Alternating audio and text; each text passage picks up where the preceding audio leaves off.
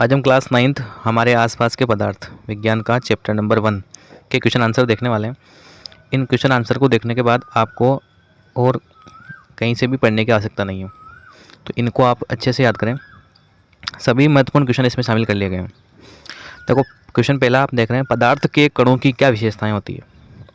तो पदार्थ के जो कण होते हैं, 3 प्रकार के पदार्थ होते हैं। एक तो होता है अपना ठोस, एक होता है द्रव और एक होता है गैस। ठीक है, तो पदार्थ के कणों के बीच एक तो क्या होता है, रिक्त स्थान। कणों के बीच क्या होता है, रिक्त स्थान। अगर कणों के बीच रिक्त स्थान जितना कम होगा मतलब वो ठोस होगा, रिक्त स्थान थोड़ा सा ज़्यादा होगा वो द्रव होगा, और रिक्त स्थान और ज़्यादा होगा इसका मतलब वो क्या है, गैस है। तो पदार्थ के कणों के बीच क्या होता है, रिक्त स्थान। पदार्थ के कण निरंतर गतिशील होते हैं। आपने देखा है गैस यहाँ से उड़ती उड़ती धीरे धीरे आगे चली जाएगी, मतलब जो उसके जो कण है वो गतिशील हैं। तो पदार्थ के कण निरंतर गतिशील होते हैं, पानी बहता है। ठीक है, पदार्थ के कण एक दूसरे को आकर्षित करते हैं। इसलिए तो जैसे सॉलिड वस्तु है, मान लो पूरी सॉलिड पड़ी हुई है, तो उसके कण आसपास हैं और एक दूसरे को आकर्षित अट्रैक्ट कर रहे हैं, तभी तो वो वस्तु ठोस है। ठीक है, तो ये 3 विशेषताएं आपको ध्यान रख लेनी है। एक तो कणों के बीच रिक्त स्थान होता है, और कण निरंतर गतिशील होते हैं, और एक कण दूसरे को आकर्षित करता है। ठीक है, तो ये विशेषता हो गई। नेक्स्ट क्वेश्चन है अपना, गलनांक किसे कहते हैं। तो सिंपल सी परिभाषा, मोस्ट, आप इसको कह लीजिए, ये बिल्कुल मोस्ट डेफिनेशन है कि वह ताप जिस पर कोई ठोस पदार्थ गलना शुरू कर देता है, उस ताप को क्या बोलते हैं हम, गलनांक। जैसे मान लो बर्फ़ है, ठीक है, बर्फ़ है, अब धीरे धीरे यह है एक रूम टेम्परेचर पर, जो कि है ना, रूम टेम्परेचर पर ये पिघलना चालू हो जाएगा और किस में कन्वर्ट हो जाएगा, द्रव में, पानी में बदल जाएगा। तो वह तापमान जिस पर कोई ठोस किस में बदलता है, द्रव में, उसको क्या बोलते हैं अपन, गलनांक। ठीक है, ये ध्यान रखना। अगला क्वेश्चन है अपना, क्वथनांक किसे कहते हैं। तो क्वथनांक किसे कहते हैं, देखो, वह ताप जिस पर कोई पदार्थ उबलना, हम पानी को घर में उबालते हैं तो कितने डिग्री पर उबलता है पानी, 100 डिग्री पर। तो 100 डिग्री क्या है, पानी का क्वथनांक है। कि वह ताप जिस पर कोई पदार्थ उबलना शुरू कर देता है, वह क्या कहलाता है, उस पदार्थ का क्या कहलाता है, क्वथनांक कहलाता है। ठीक है, नेक्स्ट क्वेश्चन, ये भी मोस्ट क्वेश्चन है, शुष्क बर्फ किसे कहते हैं। 1 नंबर में पूछ लेता है कभी कभार, मोस्ट क्वेश्चन है कि शुष्क बर्फ किसे कहते हैं। ठोस कार्बन डाइऑक्साइड को शुष्क बर्फ कहते हैं। कार्बन डाइऑक्साइड का फॉर्मूला क्या है, CO2। CO2 ये कार्बन डाइऑक्साइड का फॉर्मूला है। और ठोस कार्बन डाइऑक्साइड को, मतलब ये तो गैस के रूप में होती है, लेकिन ठोस कार्बन डाइऑक्साइड को क्या कहते हैं, शुष्क बर्फ कहते हैं। तो नेक्स्ट अगला क्वेश्चन देखना, ऊर्ध्वपातन किसे कहते हैं। ऊर्ध्वपातन, ऊर्ध्वपातन का मतलब कि द्रव अवस्था में, देखो जैसे मान लो कपूर है, हम कपूर को खुले में छोड़ेंगे तो वो पानी में बदलेगी क्या, नहीं बदलेगी। वो कपूर पानी में बदले बिना ही डायरेक्ट क्या में बदल जाएगी, गैस में। तो वो ऊपर आसमान में उड़ जाएगी गैस बन करके। तो ऐसे पदार्थ या ऐसी प्रक्रिया जो ठोस से बिना द्रव में बदले सीधे ही काय में चेंज हो जाए, गैस में, उसको बोलते हैं ऊर्ध्वपातन। देखो परिभाषा पढ़ते हैं, द्रव अवस्था में परिवर्तन हुए बिना ठोस अवस्था से सीधे गैस और वापस ठोस में, रिटर्न वापस गैस से भी काय में आएगा, वो ठोस में। ठीक है, ठोस से गैस में बदलेगा और गैस से वापस किस में आएगा, ठोस में। तो ऐसी प्रक्रिया को हम क्या बोलते हैं, ऊर्ध्वपातन कहते हैं। ठीक है, तो ये परिभाषा अपने को ध्यान रखनी है। मोस्ट गलनांक, ऊर्ध्वपातन, क्वथनांक, ये सारे अपने को ध्यान रखनी है। नेक्स्ट क्वेश्चन, अब गलनांक और क्वथनांक में अंतर, परिभाषा हम देख ही चुके हैं, तो एक अंतर तो अपना परिभाषा में हो जाएगा कि भाई गलनांक किसे को बोलेंगे कि वह तापमान जिस पर कोई ठोस पिघलने लगता है, और क्वथनांक किसे बोलेंगे कि वह तापमान जिस पर कोई द्रव उबलने लगता है। ठीक है, ठोस पिघलेगा वो तो गलनांक, द्रव उबलेगा वो क्वथनांक। ठीक है, और ठोसों का गलनांक ज़्यादा होता है, ये ज़्यादा आएगा यहाँ पे, है ना, ज़्यादा। ठोसों का गलनांक क्या होता है, ज़्यादा, क्योंकि होता ही है, मान लो अपने लोहे को पिघलाएंगे, लोहा कितने में घर में पिघाल सकते हैं क्या अपन लोहे को गैस पे चढ़ा के, नहीं पिघाल सकते। लोहे के लिए लगभग 1500 डिग्री सेल्सियस तापमान की आवश्यकता पड़ती है, जो विशेष भट्टियों में ही होता है, घर पे अपन नहीं कर सकते हैं। द्रवों का क्वथनांक, हाँ मतलब ठोसों का गलनांक होता है और द्रव का क्या होता है, क्वथनांक। क्योंकि द्रव तो भाप बन के उड़ेगा तो उसको क्वथनांक बोलेंगे, और ठोस क्या होगा, पिघलेगा, उसको गलनांक बोलेंगे। ठीक है, और वैसे भी ठोसों का गलनांक अपेक्षाकृत ज़्यादा होता है, द्रवों का क्वथनांक ज़्यादा होता है। ठीक है, तो गलनांक और क्वथनांक में अंतर, आपको परिभाषा ध्यान रखनी है बस। नेक्स्ट क्वेश्चन है अपना, 3 ऊर्ध्वपातित होने वाले पदार्थ। ऊर्ध्वपातित का मतलब अभी आया था, ऊर्ध्वपतन की परिभाषा आई थी अपने, मतलब ऐसे पदार्थ जो ठोस से सीधे काय में बदलेंगे, गैस में, है ना। ठोस से किस में बदलेंगे, गैस में, द्रव में नहीं बदलेंगे वो बीच में। ठीक है, तो ऐसे कौन कौन से, देखो कपूर, नेफ्थलीन या नौसदर भी बोलते हैं इसको, और अमोनियम क्लोराइड, ये उदाहरण याद रखने हैं आपको। तो ये तीनों ऐसे पदार्थ हैं जो बिना द्रव अवस्था में बदले सीधे ही काय में बदल जाते हैं, गैस में। ठीक, नेक्स्ट क्वेश्चन, निम्नलिखित को सेल्सियस में बदलिए। देखो सेल्सियस में बदलना इसको, ये केल्विन तापमान, 3 प्रकार के पैमाने होते हैं तापमान को मेजर करने के। एक तो होता है केल्विन, एक होता है सेल्सियस, एक होता है फ़ारेनहाइट। ठीक है, तो फ़ारेनहाइट फिलहाल अपने सिलेबस में इसमें नहीं है, अपने को केल्विन और सेंटीग्रेड के बारे में ध्यान रखना है। अब केल्विन को सेंटीग्रेड में कैसे बदलते हैं और सेंटीग्रेड को वापस केल्विन में कैसे बदलते हैं, दोनों अपने को याद होना चाहिए। देखो 0 डिग्री बराबर 273 केल्विन होता है। 0 डिग्री किसके बराबर होता है? 273 केल्विन के। आपसे कोई पूछे कि बर्फ़ किस टेम्परेचर पे जमता है, तो सेल्सियस में पूछे तो 0 डिग्री पर, केल्विन में पूछे तो 273 केल्विन तापमान पर, दोनों इक्वल होते हैं। ठीक है, अब अपने से क्या पूछ रहा है ये, इस केल्विन को क्या में बदलना है अपने को? सेल्सियस में। तो सीधी सीधी बात है, केल्विन का तापमान जो भी आपको दे रखा उसमें से किसको माइनस करो? 273 को।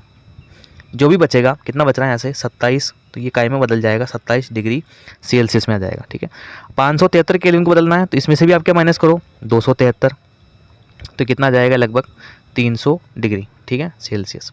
तो इस प्रकार से आप केल्विन को सेल्सियस में चेंज कर सकते हैं 273 को माइनस करके। और अगर मान लो उल्टा पूछ ले आपको, सेल्सियस को केल्विन में चेंज करा है, तो आप क्या कर दो? उसमें 273 को प्लस कर दो, जोड़ दो। ठीक है, नेक्स्ट क्वेश्चन, एसीटोन या पेट्रोल या इत्र डालने पर हमारी हथेली ठंडी हो जाती है। हम देखो, आपने महसूस किया होगा, जब भी हम पेट्रोल हमारे हाथ में लगता है कहीं ना कहीं, तो हमें हथेली ठंडी महसूस होती है। कारण क्या है कि एसीटोन या पेट्रोल या इत्र डालने पर हमारी हथेली इसलिए ठंडी हो जाती है क्योंकि इसके कण हथेली या उसके आसपास से ऊर्जा प्राप्त कर लेते हैं। भाई हमारी हथेली में जो है ना, हमारी हथेली से क्या प्राप्त कर लेते हैं? ऊर्जा प्राप्त कर लेते हैं और वाष्पीकृत हो जाते हैं, जिससे हथेली पर शीतलता महसूस होती है। मतलब हमारी हथेली में जो भी थोड़ी बहुत नमी होती है, गर्मी होती है, उसको ये ग्रहण कर लेता है और वाष्पीकृत का मतलब हवा में उड़ जाता है। आप पेट्रोल को खुला छोड़ दो, वो वातावरण से नमी को, उसको वाष्प को एब्जॉर्ब करके वो वाष्पीकृत हो जाएगा। ठीक है, तो ऐसे ही पेट्रोल वगैरह जो भी हैं, इत्र सेंट वगैरह हम लगाते हैं तो वो भी ठंडा ठंडा महसूस होता है। कारण क्या है कि वो हमारी हथेली पे जो भी वाष्प के कण हैं, ऊष्मा के कण हैं, उसको ग्रहण करके और वाष्पीकृत हो जाता है, जिससे हमारी हथेली कैसी लगती है? हमें ठंडी महसूस होती है। और कारण देखो, आपने कभी देखा होगा, आप पसीने में हो बिल्कुल और आप पंखे के नीचे बैठ जाओगे तो आपको थोड़ा ठंडा ज़्यादा फील होगा। क्यों होगा? क्योंकि आपका शरीर गीला है, तो वो जो पंखे की वायु है वो उसके साथ में पंखे की वायु से क्रिया कर लेगी। कौन? आपके शरीर का जो गीलापन है, जो पसीना है, जो जल वाष्प है, वो उससे क्रिया करके वाष्पीकृत हो जाएगी। तो ऐसे समय हमें क्या लगता है? थोड़ी ठंडक ज़्यादा महसूस होती है। ठीक है, कप की अपेक्षा प्लेट से हम गर्म दूध या चाय जल्दी पी लेते हैं। तो स्पष्ट है, नॉर्मल बात है कि भाई कप में क्या होगा? कप का एरिया कम है, मान लो ये कप है अपना चाय का, ठीक है, इसमें इतना सा भाप निकल रही है, तो ये ज़्यादा ठंडा होगा, थोड़ी मतलब कम देर में ठंडा होगा। और प्लेट में इतना एरिया उसका प्लेट का, तो ये इसमें ज़्यादा भाप निकल रही है, तो ये जल्दी ठंडी हो जाएगी। तो वही कारण है, देखो आप कि भाई ऐसा इसलिए होता है क्योंकि प्लेट की सतह का क्षेत्रफल कप की सतह के क्षेत्रफल से क्या होता है? अधिक होता है। जितना अधिक क्षेत्रफल होगा, वाष्पीकरण भी उतना जल्दी होगा, भाई जल्दी से वो ठंडा हो जाएगा, जिससे दूध या चाय जल्दी ठंडी हो जाती है। इस तरह हम प्लेट से दूध या चाय जल्दी पी लेते हैं, नॉर्मल बात है। ठीक, नेक्स्ट क्वेश्चन अपना देखते हैं। देखो, गर्मियों में हमें किस तरह के कपड़े पहनने चाहिए? तो देखो वही उसी से संबंधित क्वेश्चन है। कैसे पहनने चाहिए? पहले बात तो हल्के पहनने चाहिए, सूती पहनने चाहिए, और वाइट पहनो तो और बढ़िया। गर्मी में हल्के रंग वाले सूती कपड़े पहनने चाहिए। हल्के रंग वाले कपड़े ऊष्मा अवशोषित नहीं करते हैं। सूती कपड़ों में छिद्र होते हैं। हम कॉटन के जो भी कपड़े पहनते हैं ना, उसमें छेद होते हैं बारीक बारीक, उससे क्या होता है? हवा अंदर बाहर जाती रहती है, जिसमें पसीना अवशोषित हो जाता है और वाष्पीकरण तेजी से हो जाता है। अगर आपको पसीना भी आएगा तो उसका वाष्पीकरण जल्दी से हो जाएगा, क्योंकि वायु आ रही है ना अंदर, तो वो अपना जो पसीना आएगा वो जला है, वो बाहर से आने वाली वायु से क्रिया कर लेगा और वाष्पीकृत हो जाएगा, वो भी भाप बन करके उड़ जाएगा, बाहर आ जाएगा, तो हमारा शरीर जल्दी सूख जाएगा। इस क्रिया से हमारी त्वचा से वाष्पीकरण की गुप्त ऊष्मा ली जाती है। इस तरह त्वचा से ऊष्मा निकालने के कारण ठंडक एवं आरामदायक महसूस होता है। कुल मिला के आपको गर्मी में कैसे कपड़े पहनने चाहिए? सूती, हल्के, और विशेष रूप से सफ़ेद कलर के जो कपड़े होते हैं, वाइट, उनमें वाष्पीकरण ज़्यादा होता है, गर्मी कम लगती है उसमें। आप अगर गर्मी में काले कपड़े पहन लोगे, डार्क कलर वाले कपड़े पहन लोगे, उनमें गर्मी आपको ज़्यादा लगने वाली है। ठीक है, तो ये क्वेश्चन अपने को ध्यान रख लेना है। हाँ, पानी, अब हम घर में देखते हैं पानी का घड़ा होता है, मटका है ना, तो उसमें मिट्टी के घड़े में पानी ठंडा क्यों होता है? क्योंकि उसमें बारीक बारीक छिद्र होते हैं, तो उनमें से वायु अंदर आती है और जल को वाष्पीकृत होकर बाहर ले जाती है। तो इस प्रोसेस के कारण जल कैसा हो जाता है? ठंडा। उसका भी कारण यही है। ठीक है, नेक्स्ट क्वेश्चन देखना। निम्नलिखित पदार्थों के उनके कणों के बीच बढ़ते हुए आकर्षण के अनुसार व्यवस्थित करें। देखो, सबसे ज़्यादा आकर्षण किसके बीच में होता है? ठोस के बीच में। उससे कम आकर्षण किस में होता है? द्रव के बीच में। पानी जो होता है ना, उसमें भी आकर्षण कम, ठोस की तुलना में क्या होता है? कम होता है। उससे कम किस में होगा? गैस में। किस में होगा? गैस में। ठीक है, इसमें आकर्षण बल ज़्यादा है कणों के बीच में, तभी तो ये ठोस है, पास पास है इसके कण, जब तो ये ठोस है। इसमें थोड़े से दूर है, इसलिए पानी बहता है, और गैस में तो बहुत ज़्यादा दूर है, इसलिए गैस उड़ती रहती है आसमान में। ठीक है, तो इसके अनुसार क्या आएगा? सबसे इसमें ठोस कौन है? चीनी। सबसे ज़्यादा किस में होगा? चीनी। हमें बढ़ते हुए क्रम में लगाना है। ठीक है भाई, सबसे कम किस में? फिर ऑक्सीजन में। उसके बाद किस में आएगा? चीनी में। उसके बाद किस में आएगा?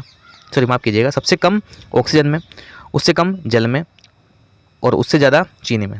ठीक है, तो इस प्रकार से देखो, सबसे कम आकर्षण बल ऑक्सीजन में, उससे ज़्यादा जल में होगा, उससे ज़्यादा चीनी में होगा। ठीक है, तो ये अपना ऑक्सीजन गैस हो गई, जल द्रव हो गया, और ये चीनी ठोस हो गई। ठीक है, नेक्स्ट क्वेश्चन है अपना, निम्नलिखित तापमानों पर जल की भौतिक अवस्था क्या है?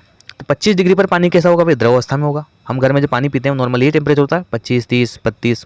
ठीक है, 0 डिग्री सेंटीग्रेड पर बर्फ़ जम जाएगी। आप फ्रिज में जो पानी रखते हैं वो 0 डिग्री पर बर्फ़ जम जाती है।